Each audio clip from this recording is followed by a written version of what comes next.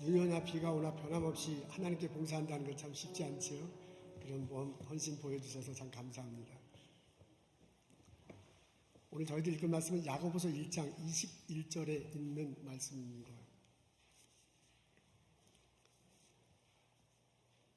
제가 읽도록 하겠습니다. 그러므로 모든 더러운 것과 넘치는 악을 내버리고 너의 영혼을 능히 구원할 바 마음에 심어진 말씀을 온유함으로 받으라. 제가 한 번 더, 오늘은 한 구절입니다. 제가 한 번 더 읽을게요. 모든 더러운 것과 넘치는 악을 내버리고 너희 영혼을 능히 구원할 바 마음에 심어진 말씀을 온유함으로 받으라.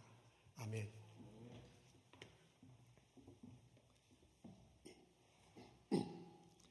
체로키 인디언들 사이에 전해내오는 전설이 있습니다. 두 마리 늑대 이야기입니다. 할아버지하고 손자가 만나서 할아버지가 손자에게 얘기해줘요. 우리 마음속에는 늑대 두 마리가 살고 있다. 한 마리는 착한 놈이고 다른 하나는 악한 놈이다. 근데 이것들이 자꾸 서로 싸운단다. 그래서 손자가 물어봐요. 할아버지 왜 늑대 두 마리가 싸웁니까? 악한 늑대는 항상 자기가 욕심이 많고 교만해. 그리고 때때로는 그것 때문에 죄책감도 느끼고요. 그걸로 인해서 죄책감도 느끼고 하곤 합니다. 근데 이와 보면 악한 늑대는 마음이 성품이 남에게 나눠줄 줄 알아. 그리고 겸손함이 있어. 그리고 그 마음속에 마음이 평온하고 그리고 신앙심이 깊은 이런 성격을 가지고 있습니다. 이렇게 두 마리 늑대가 서로 다르기 때문에 이 두 마리 늑대가 그 안에서 싸운단다. 그 소리를 듣고 그러고 얘기한 다음에 할아버지가 손자한테 얘기해요. 내 생각에는 이 두 마리 늑대 중에서 어떤 것이 이길 것 같으냐. 그러니까 손자가 얘기하죠. 착한 늑대가 이겼으면 좋겠습니다. 라고 말해요. 그러니까 할아버지가 그 얘기를 듣고서 모든 사람들이 다 착한 늑대가 이기기를 바란단다. 근데 실제로 이기는 늑대는 정해져 있다라고 그렇게 말해요. 그러니까 손자가 궁금해서 그럼 어떤 늑대가 이깁니까? 하니까 할아버지가 말하죠. 네가 먹이를 주는 늑대가 이기게 되어 있다. 여러분 어떻습니까? 여러분 마음속에 어떤 것을 집어넣습니까? 여러분은 여러분 마음속에 어떤 늑대와 함께 살아가고 있습니까? 오늘 저희들은 야고보서에 있는 말씀의 일부분을 읽습니다. 야고보서 1장 21절에 있는 말씀이에요. 앞에 있는데 우리 다 같이 한 목소리로 읽겠습니다. 시작. 자, 하나, 둘, 넷. 자, 나왔나요? 네, 우리 다 같이 읽겠습니다. 시작. 모든 더러운 것과 넘치는 악을 내버리고 너희 영혼을 능히 구원할 바 마음에 심어진 말씀을 온유함으로 받으라 그랬습니다. 이게 한 구절로 되어 있는데 이 안에 마음이 무엇인지 영혼이 무엇인지 그리고 구원이 무엇인지에 대해서 함축적으로 적혀져 있습니다. 그래서 오늘은 그걸 하나하나 풀어헤치면서 말씀을 깊이 있게 들어가기를 원합니다. 이거 보면은 마음에 심어진 말씀이라는 그런 표현이 나오네요. 말씀이 마음에 심어졌다고 합니다. 우리 마음속에 말씀이 들어온 것을 말하고 있습니다. 마음은 세 가지로 구성이 되어 있는 듯해요. 생각과 감정과 의지입니다. 그 생각, 감정, 의지가 작용하는 것을 뭉뚱그려서 우리는 마음이다라고 그렇게 표현하고 삽니다. 생각은 어떤 사물을 헤아리고 판단합니다. 혹은 어떤 사람이나 사건을 기억하기도 하고요. 미래에 펼쳐질 것을 상상하는 작용을 하기도 합니다. 그런 작용을 하는 것을 생각한다라고 우리는 그렇게 얘기합니다. 감정은 기쁘다, 좋다, 슬프다, 억울하다는 식의 작용을 합니다. 내 마음속에서 이렇게 슬프다, 기쁘고 그렇게 막 할 때, 감졌을 때 깊이 생각하여 좀 더 넓게 생각하는 거예요. 앉아도 일어나서도 생각하는 거죠. 그 성경 구절을 공부할 수도 있습니다. 어떻게 쓰여졌는가 성경을 자세히 읽어볼 수도 있고요. 주석도를 볼 수 있는 거예요. 그렇게 계속해서 그 말씀을 붙들고 생각하는 거죠. 그렇게 계속해서 말씀을 붙들고 생각하다 보면 내 감정에 변화가 일어납니다. 어떤 성경 구절은 생각하면서 점점점 알게 되니까 내 감정이 깊어질 수 있고요. 그 성경을 잘 읽어보면 내가 힘이 생길 수도 있고요. 그 성경 구절을 계속 생각하다 보면 그것 때문에 내 자신이 굉장히 반성하게 돼요. 이러면 안 되는데 이렇게 하는구나 하면서 마음을 고쳐먹기도 하기도 그러합니다. 그렇게 감정의 변화가 일어납니다. 생각을 계속 하다 보면 감정의 변화가 일어나고 그것이 의지에게도 작용돼요. 이 말씀대로 내가 해보고 싶은 마음이 생기는 거예요. 이대로 하면 안 되는구나 하고서 안 하려고 하게 돼요. 자기도 모르게 성경을 계속 생각하면 그것이 감정에 영향을 주고 그 감정에 영향을 받아서 내 의지에도 영향을 받았고요. 그렇게 하고 실제로 하게 되기도 하고요. 그렇게 안 하게 되기도 합니다. 이런 일이 우리 마음속에 벌어질 수 있다는 거예요. 그걸 식물로 표현하는 거예요. 말씀이 떨어졌으면, 말씀이 심어졌으면 그냥 심어진 상태이지만 그걸 뿌리를 내리도록 하라. 그렇게 해서 이걸 자라도록 하라. 라고 지금 사도 야고보가 말한 겁니다. 여러분, 이것은 예수님이 내 안에 들어오는 것과 빗대어서 얘기할 수 있습니다. 왜냐하면 말씀의 핵심은 예수님이기 때문에, 예수님이 하신 것이 말씀이기 때문에 그런 거예요. 그러니까 말씀이 다가오고 내 안에 들어오는 것은 예수님이 내 앞에 와서 내 마음의 문을 두드리고 그 예수님이 내 안에 들어오는 것과 똑같아요. 그렇게 설명할 수도 있습니다. 요한계시록에 보면 예수님이 그러잖아요. 내가 문 밖에 서서 두드리니 너희가 마음 문을 열어라. 그러면 내가 너 마음에 들어가서 너와 같이 먹겠다. 너도 나와 같이 먹겠다. 라고 그렇게 말씀하신 거거든요.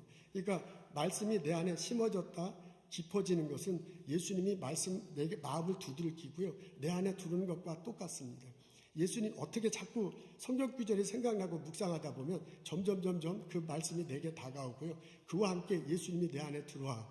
그래서 예수님이 나와 함께 거하는 것을 경험할 수 있습니다. 그 예수님이 내 안에 들으셔서요. 나와 더불어 먹는다 그래. 그리고 너도 나와 함께 먹을 거래. 그 말은 예수님이 나와 함께 거하는 거거든요. 내가 예수님과 함께 살아가는 거예요. 예수님과 동행하는 일이 벌어집니다. 그런 일이 동행하는 일이 벌어집니다. 그런 일이 벌어지면 점점점 내가 그 예수님에 집중하게 돼. 말씀에 집중하듯이 예수님한테 집중하게 살게 됩니다. 그래서 예수님에 대한 생각이 가득 차고요. 예수님 때문에 감정이 변화가 일어나고요. 예수님 때문에 내 행동도 변화가 일어납니다. 그것은 내가 사랑하는 사람을 바라보는 것과 똑같아요. 우리 젊었을 때 남자 여자가 만나서 서로 사랑하잖아요. 그때 한번 생각을 해보죠. 우리 자녀를 낳았을 때 그 아들 얼마나 좋아요. 그 딸 얼마나 이뻐요. 그 아들이 나의 사랑의 주체가 되잖아요. 그 아들을, 딸을 처음 바라봤을 때를 생각해봐요. 그 손자 때문에, 그 손녀 때문에, 그 아들 때문에 내가 많이 이렇게 바뀌죠. 생각이 내 아들 때문에, 내 딸 때문에 굉장히 처음 아기 태어났을 때 그 아기가 얼마나 보고 싶어. 그 애가 막 계속 생각나요. 앉으나 서나 그 애밖에 생각 안 나죠. 활짝 웃는 것도 보고 싶고요. 그리고 막 보고 싶고 같이 있고 싶은 거야. 내 생각이요. 사랑의 주체에 이렇게 막 빨려 들어가게 되죠. 그 생각뿐만 아니라 그 사랑의 주체인 그것이 내 감정에도 영향을 줍니다. 그 아들이 활짝 웃으면 나도 얼마나 기분이 좋아. 그 딸이 막 아파하면 나도 얼마나 마음이 아파. 그러니까 사랑의 주체인 그것 때문에 내 감정에 영향을 받습니다. 그리고 사랑의 주체인 그것 때문에 내 행동도 변화돼. 아들이 하고 싶지 않은 거 나 안 하게 돼. 아들이 하고 싶어 하는 거 나도 하게 돼. 내가 그 아들을 사랑하기 때문이고 그 아들이 그 딸들이 내 마음에 있기 때문에 그래요. 그 손자, 손녀가 내 마음에 있기 때문에 사랑의 주체에 의해서 내 생각이 바뀌고 내 감정이 바뀌고 의지가 바뀌는 거야. 우리 마음에는 그런 일들이 있어요. 그런가 똑같은 일이 벌어지는 거야. 우리가 하나님 말씀을 깊이 묵상하면요. 그 묵상하는 것 때문에 마음의 감정의 변화가 일어나고요. 의지, 행동에도 변화가 일어나요. 우리는 마음에는 그런 일들이 벌어져.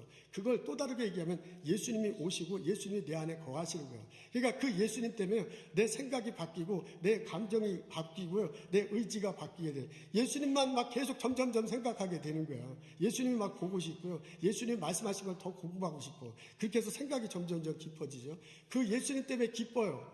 그 예수님 말씀한 것 때문에 내가 슬퍼. 예수님이 하지 말라는 걸 내가 한 것을 보고서 나 자신에 대해서 굉장히 반성하게 돼. 그래서 내 감정의 변화가 일어나고요. 예수님이 하라는 그걸 의지적으로 행동하고 싶어져요. 예수님이 하지 말라는 것을 행동하고 앞서지 않아요. 이렇게 예수님이 내 안에 들으면 내 마음이 변해. 라는 그런 일들이 벌어지게 된다. 이거예요. 그러면서 사도 야고보가 뭐냐면 말씀을 받아들여라.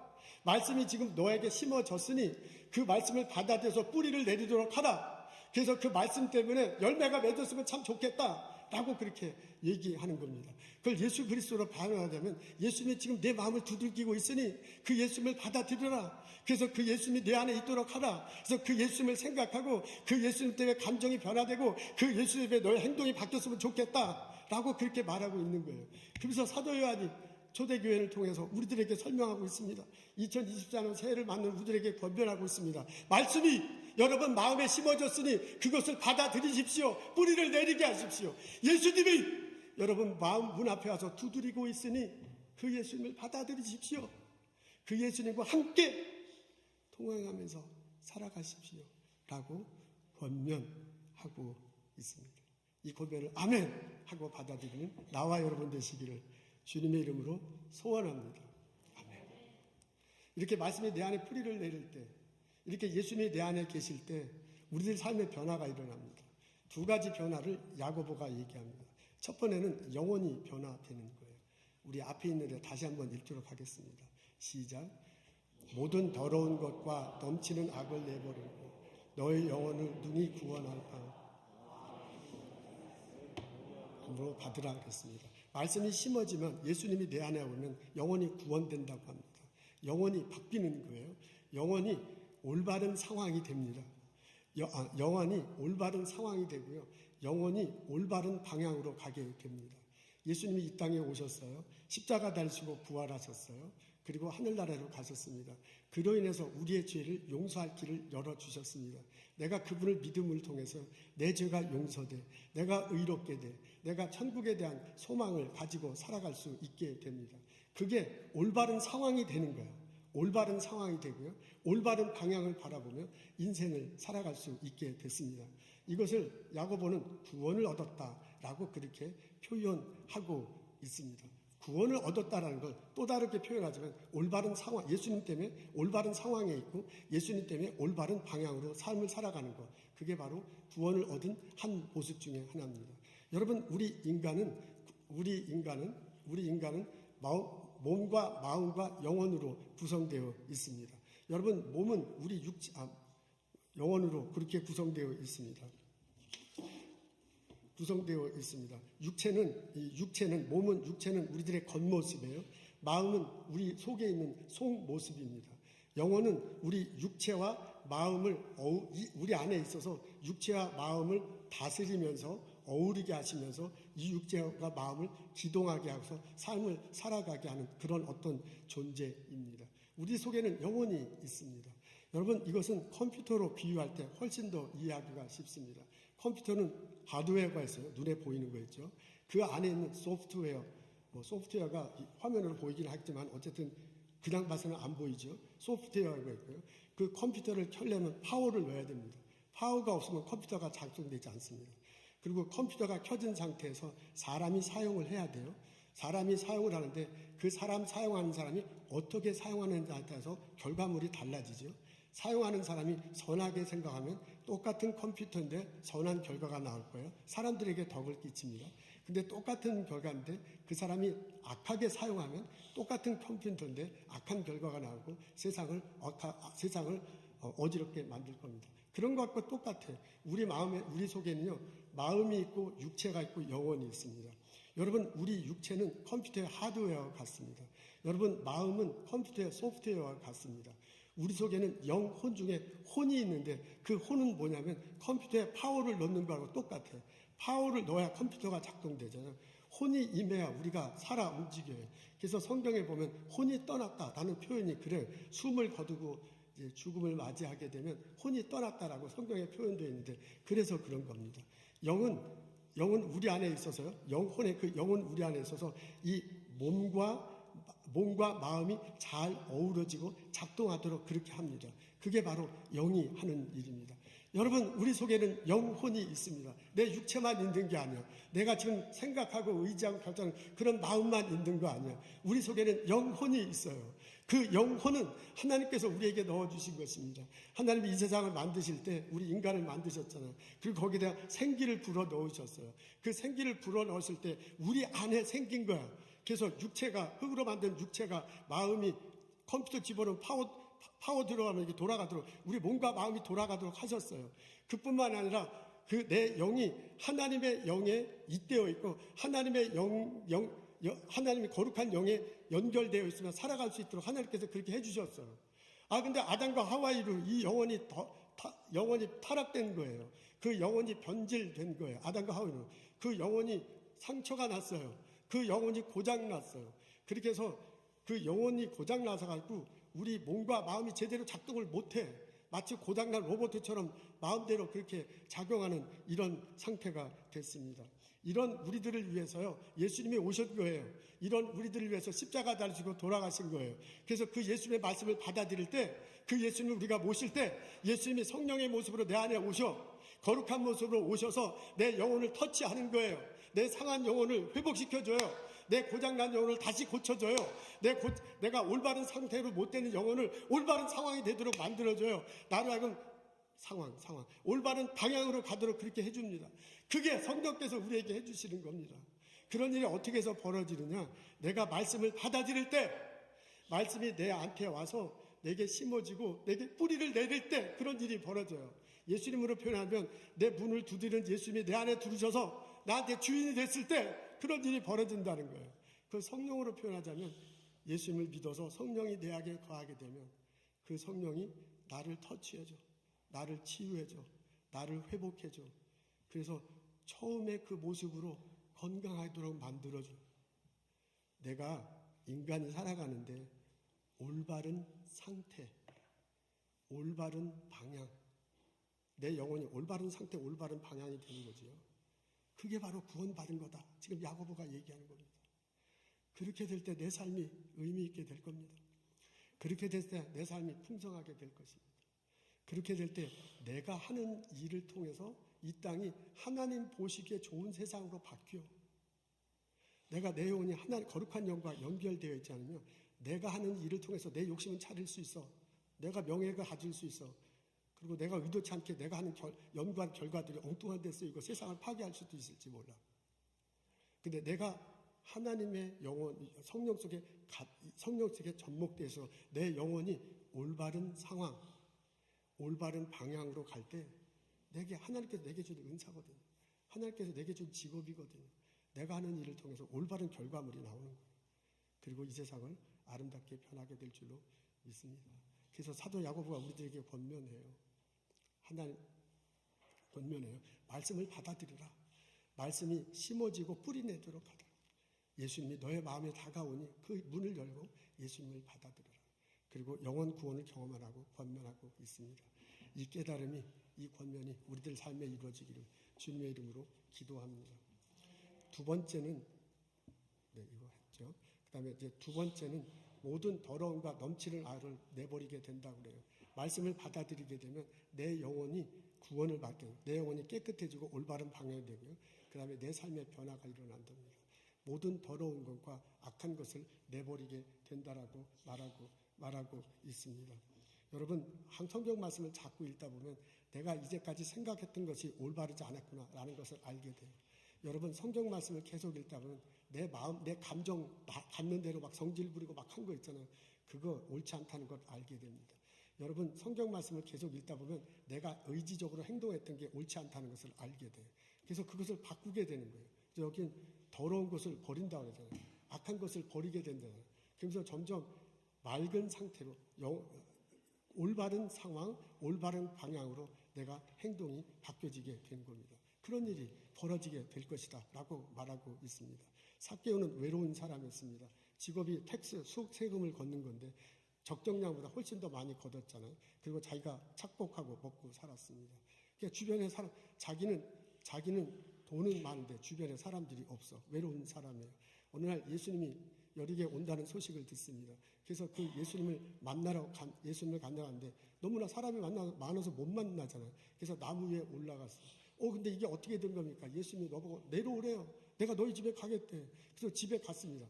그 성경에 보면 집에 가고 난 다음에 이 삭개오가 내 집안에 내가 가진 재산의 절반을 나누겠습니다. 그리고 착복한 거 있으면 4배나 갚겠다고 그래요. 예수님 집에 온 거하고요. 삭개오가 말한 거 사이에 뭔가 일이 벌어져서. 근데 뭔가 일이 벌어졌는데 그게 성경에 안 적혀 있어요.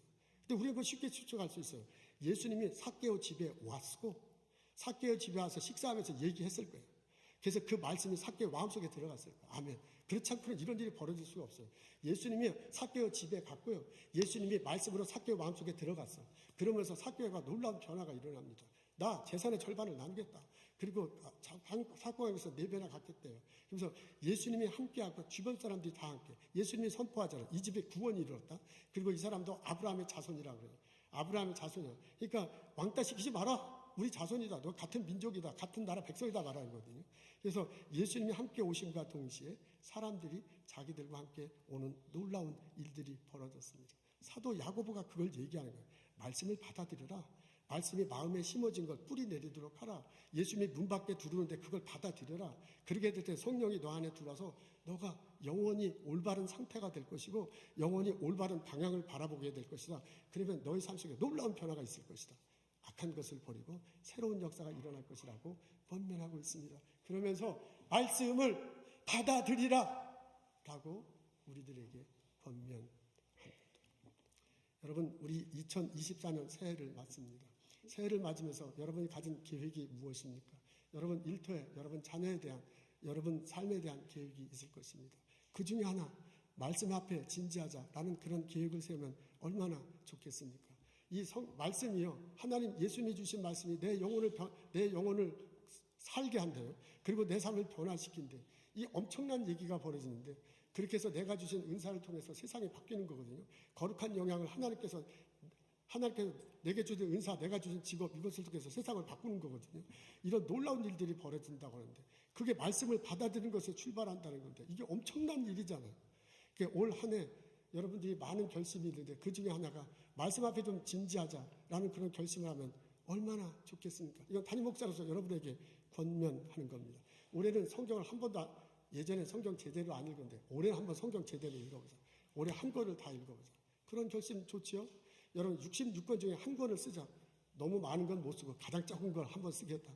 안 해봤으면 그렇게 쓰는 것도 좋죠. 저도 쓰는 건 참 싫어해요. 그렇게 하든지. 아니면 성경 구절을 암송하단다. 그렇게 한다든지. 성경 공부에 참석하면 얼마나 좋겠습니까? 우리 1년에 전반부에서도 성경 공부에 참석하라, 후반부에서 참석하라 하는데 참 아쉽게도 하시는 분은 하시는데 또 안 하시는 분은 좀 안 하게 돼요. 올해는 성경 공부에 한번 제대로 참석해보자 하고 참석하시면 얼마나 좋겠습니까? 우리 코로나 전에는 그 주일날 예배 끝나고 식사하고 2층에 꽉 찼었는데 코로나 이후로는 온라인으로 하는 게 이게 익숙해져가지고 지금도 온라인으로 많이 하고 있죠. 언젠가 이 주일날 다시 온라인으로 하기도 하지만 주일날 오후에도 2층이 예전처럼 꽉 차고 성경 공부를 했으면 참 좋겠어요. 그렇게 좀 진지하게 성경 공부하자고 이렇게 결심하면 어떻겠습니까?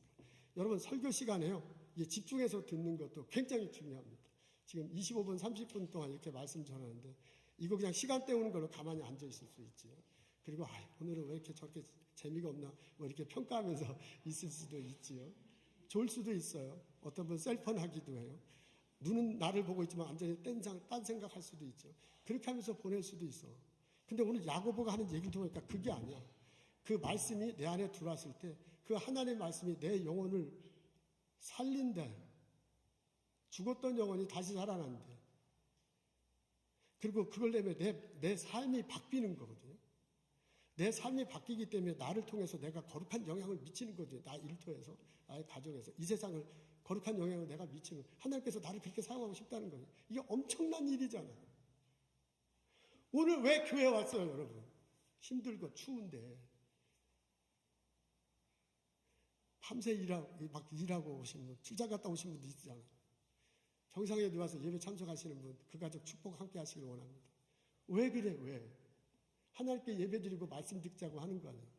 근데 그냥 허투루 들으면 얼마나 우리가 손해. 올해 진지하게 좀 설교 시간에 한번 진지하게 듣고 예배 참석하자.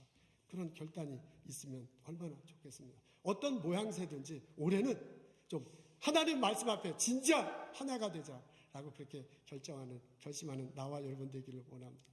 그래서 올해 사회가 끝났을 때 2024년 끝날 때는 말씀 때문에 내가 더 성숙해지는 거야. 말씀 때문에 내가 더 성장해. 말씀 때문에 내가 지난주에 얘기했죠. 성취하게 돼. 그런 일들이 우리들에게 일어났으면 참 좋겠습니다. 2023년 바쁘죠. 힘들죠. 그렇더라도 말씀 앞에 진지하는 나와 여러분 되시기를 주님의 이름으로 축원합니다. 1963년 10월 달에 강원도 인제에서 사건이 벌어졌습니다. 일가족이 죽는 일이 벌어졌어요. 범인은 바로 잡혔습니다. 고재봉이란 사람입니다. 이 사람이 근처 부대의 상병, 병사인데 계급이 상병이었대요. 그 상병이 한 일로 나타났습니다. 자기가 속해 있는 부대장이 중령인데 그 중령 집에 가서 가끔 집안 일을 하곤 했는가 봅니다. 요새도 그런지 모르지만 예전에는 그런 게 있었어요. 사병들이 가서 뭐 청소도 해주고 집안도 하고 그 사역이라고 하는데 아마 이 고 상병도 그렇게 해서 그 부대장의 집에 자주 갔었는가 봅니다. 근데 하루는 나오다가 그 부대장 집에 있는 물건을 훔쳐서 나왔어요. 근데 그걸 하필이면 가정부가 봤어요. 그 가정부가 막 큰 소리 치면서 너 그거 훔쳐가는구나. 요새 우리 집에서 누가 막 물건이 없어지는데 우리 마을에 물건이 훔쳐지는데 너가 그랬구나 하고 막 큰 소리로 막 꾸짖었대요. 그러니까 이 고상병이요. 그 소리를 듣고 잠깐 어떻게 한다는 게 말 못하게 하려고 하고 이렇게 주일러 보니까 주변에 토끼가 있는 거야. 그래서 토끼를 들면서 조용히 해. 아니면 죽여. 막 이렇게 얘기하는 것을 같이 간 다른 병사들이 봤어요. 그리고 그 소식이 부대장한테 전해졌어요. 부대장이 중령이었다고 그러는데 뭐 부대에 큰 깜짝 놀란 일들이 벌어지죠. 군사재판을 받습니다. 7개월 동안 감옥에 있게 됩니다. 감옥에 들어가서 막 일을 가는 거예요. 내가 훔친 거 그거 하나밖에 없는데 왜 다른 것까지 다 집었었고. 그리고 뭐 그럴 수도 있는 거지 뭐 어떻게 내가 7개월 동안 감옥에 있는가. 너무 열받아가지고요. 내가 복수를 하리라. 7개월 후에 감옥에 나와서 술 한잔 마시고 그 부대장 집에 들어갔어요. 새벽 2시에. 그리고 도끼로 일가족을 다 때려 죽였어. 근데 6명이 죽었는데 그중에 이제 5명은 가족이고 한 사람은 가정부예요. 아주 그냥 잔혹하게 도끼로 그냥 도막을 내버렸습니다. 근데 그 다음날 아침에 보니까 전혀 엉뚱한 사람이에요. 자기를 그렇게 감옥에 둔 부대장은 다른 부대로 전속을 가지고 새로운 부대장과 가족이 와 있는 거예요. 그러니까 자기가 원한 삼은 사람하고는 전혀 상관없는 사람을 도끼로 때려 죽였습니다. 때려 죽였습니다. 1964년 12월 달에 군법회의에 넘어갔죠. 그리고 사형을 선고받습니다. 항소할 거냐 보니까 항소 안 한다. 나는 뭐 잘했다고 막 사람 치는 거죠. 이분의 성격이 굉장히 포악한 사람인가 봐요. 그래서 이제 감옥에 들어가서 사형을 받기를 기다리는데 감옥서에 누구도 이 사람을 터치 안 해요. 이 사람이 워낙 포악한 성격이었기 때문에 그런가 봅니다. 그래서 이제 죽을 날짜를 기억하고 있는데 이 소식이 대한민국을 발짝 뒤집어놔요. 이 소식을 안국선이라는 분이 읽어요. 스식을 듣게 됩니다. 이분이 대한성서공회에서 일하고 있는데 대한성서공회가 성경을 만드는데요. 거기에 직원이었어요. 그리고 아마 신학교를 다니고 전도사를 했던 모양입니다. 이분이 소식을 듣고 고재봉 씨를 찾아와. 그래서 찾아와서 면회학교 딱 만나가지고 하나님이 세상을 이처럼 사랑하사 독생자를 주셨으니 요한복음 3장 16절을 암송을 하고요. 얘기했대요. 그냥 딱 암송하자고. 당신 죄인이고 나도 죄인이다. 우리는 둘 다 죽을 수밖에 없다. 나도 죄인이다. 근데 죽을 수밖에 없는 나를 위해서 예수님이 이 땅에 오셨다. 그리고 예수님이 십자가 다시고 돌아가셨다. 이제 그 예수님 그 죄 하기 때문에 내도 용서됐고 당신도 용서됐다. 이런 일이 벌어진 게 하나님이 우리를 사랑하기 때문이다. 라고 복음의 소식을 얘기해요. 요한복음 3장 16절을 암송하고 그 얘기를 하는 거야. 그럼 그 사형수가 그 얘기를 듣겠어요. 안 듣죠. 안 듣는데 또 더 놀라운 일이 있는 게 뭐냐면 듣지도 않지만은 그렇다고 뛰쳐나가지도 않더래요. 이 사람이 성격이 막 워낙 괴팍한 사람이기 때문에 무슨 소리냐고 그냥 뛰쳐나갈 건데 안 하고 그냥 듣지는 않고 가만히 있더래요. 그래서 성경을 주고 나왔습니다. 그리고 며칠이 지났습니다. 고재봉 씨가 감옥에 혼자 있는데 너무너무 심심해. 할 일도 없어. 그래서 뭐 할까? 그러다 보니까 그 성경 준 게 생각나서 성경을 딱 펼쳤는데 하나님이 세상을 이처럼 사랑하사 딱 펼쳤는데 그거야. 그래서 이거 그 예수쟁이가 한 말이 진짜 성경에 있구나. 그것도 참 하나님의 은혜죠. 그러면서 그것을 자꾸 읽게 됐대요. 읽으면서 정말 죄가 용서될 수 있을까? 그놈이 말하는데 무슨 예수가 죽을 때 오른쪽에 강도가 뭐라고 했다는데 어쩌고저쩌고 하대. 그게 자꾸 생각나는 거예요. 궁금해. 그래서 안국선 씨한테 연락을 했대요. 내가 질문 있으니까 와서 답을 해라. 그래서 느닷없이 면회를 가고 성경 공부를 하게 됩니다. 근데 그 성경 공부하는 게 몇 번 못했어요. 그러고 하면서 자기 혼자 있으니까 심심하니까 할 일도 없으니까 성경을 막 계속해서 읽습니다. 그러면서 어느 날 통곡을 하기 시작해요. 내가 이 성경을 먼저 알았으면 죽이지 않았을 텐데. 이제 와서 이걸 아는구나 하고 통곡하게 됩니다. 그리고 감옥소에서 예수 믿는 사람들도 있고 그러니까 이분이 이 사람을 이제 막 도와주고 같이 성경 공부하고 그러는 거예요. 안국성 씨도 그 이후로 몇 번 더 찾아가고 그랬대요. 그리고 어느 날 성경을 읽는데요. 그리고 기도하는데 그 기도가 우리가 하는 기도가 아니죠. 자기 식대로 막 기도하는데 갑자기 온몸이 전기로 꽉 이렇게 전기가 와갖고 자기를 꽉 붙드는 것 같은 그런 거를 경험합니다. 그래서 온몸이 막 뜨거워지면서 오장육부가 뒤틀린 것 같아요. 어떻게 할 줄을 모르고 막 이런 일이 벌어져요. 그리고 그런 일이 벌어지고 난 다음에 마음의 평안이 찾아오고 뭔가 마음속에 새로운 힘이 생깁니다. 이러면서 이 사람이 예수를 전하기 시작해요. 이게 교회가 뭐고 성경을 잘 모르니까 이 쇠창살을 붙들고 예수 믿어라! 하고 소리 지르면 이게 감옥에 복도가 쫙 있으면 쇠창살이 쫙 있으면 다른 감옥 속에 예수 믿어라! 하고 자꾸 소리가 들리는 거예요. 그래서 요한복음 3장 16절 막 자기가 그냥 막 하는 거예요. 그러니까 다른 죄수들이 저는 미쳤는가? 저 새끼 미쳤나? 왜 저라? 그런데 워낙 난폭한 사람이 워낙 잔인하게 죽인 사람이 저러니까 호기심을 갖고 자꾸 듣기 시작했대요. 그래서 이 사람이 소리 지르면서 성경 읽고 자기가 아는 찬송가 몇 개 부르고 자기가 막 기도하는 거예요. 그게 옆방에 막 전해지고 그리고 휴식 시간이 있잖아요. 그래서 휴식 시간 됐을 때 다른 사람한테 예수 믿어라. 내가 진작 예수를 성경을 읽었으면 죽이지 않았을 텐데 그런 신앙 간증을 합니다. 1800명 놀랍게도요. 1800명의 죄수가 회심하고 예수를 믿게 됩니다. 안타깝게도 이분은 1964년 3월 달에 사형당합니다. 이게 몇 개월 안 돼서 바로 사형당해요. 총살형을 당했다는데 그때 할 말이 있냐 물어보잖아요. 요한복음 3장 16절 암송하고요. 하늘 가는 밝은 길이 내 안에 있으니 그 찬양 드렸대요. 그러면서 내가 활짝 웃을 때 쏴달라 이제 그렇게 부탁했다고 합니다. 그러면서 생을 마감합니다. 말씀은 살아있고 운동력이 있다고 합니다. 오늘 야고보가 권면해요. 그 말씀이 여러분 마음에 왔다. 그것이 심어지고 뿌리 내리었으면 참 좋겠다. 말씀의 주체인 예수님이 여러분 마음을 두드리니 그 예수님을 받아들여라. 그래서 우리들의 마음이 우리의 영혼이 맑아져. 우리들의 영혼이 올바로 됐으면 좋겠다. 우리들 삶에 변화가 있었으면 좋겠다. 라고 권면하고 있습니다. 우리 2024년 새해를 맞습니다. 올해 여러분 결심한 거 참 많지요. 그 중에 하나, 어떻게 보면 가장 넘버원, 하나님 말씀 앞에 진지해보자 라는 그런 결심을 하면 얼마나 좋겠습니까?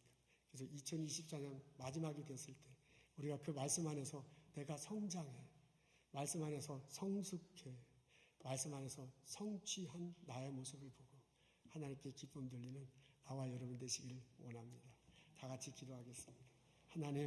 하나님 말씀이 살아있고 운동력 있다는 것을 배웁니다. 그 살아있음을 내가 올 한 해에 경험할 수 있도록 도와주시옵소서. 그 말씀을 인해서 내 영혼이 깨끗해지고 올바른 상태가 되고 올바른 방향으로 나아갈 수 있도록 인도하여 주옵소서. 나에게 주신 많은 은사, 나에게 주신 가족, 나에게 주신 일터를 통해서 이 세상에 후원하고 사람들에게 덕을 나눠주고 하나님께 영광 돌리며 살아갈 수 있도록 복을 내려 주옵소서. 예수님 감사합니다. 예수님 이름으로 기도합니다.